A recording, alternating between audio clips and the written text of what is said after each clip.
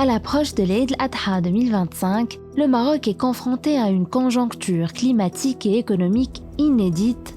Sécheresse persistante, effondrement du cheptel national, pression sur le secteur pastoral. Dans ce contexte, le roi Mohamed VI a appelé dans un discours solennel, relayé le 22 mai par le ministère des Habous, à renoncer à l'égorgement individuel.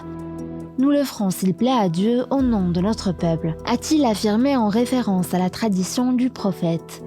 Le message royal recentre la fête sur la prière, la générosité et les liens familiaux avec un objectif clair, préserver la santé publique, la spiritualité de l'événement et le cheptel.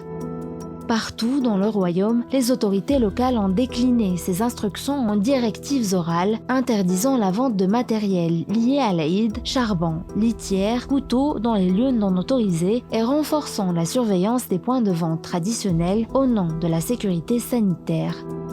Mais ces mesures, prises sans texte publié, soulèvent des interrogations juridiques. Peuvent-elles être opposables sans fondement légal clair ?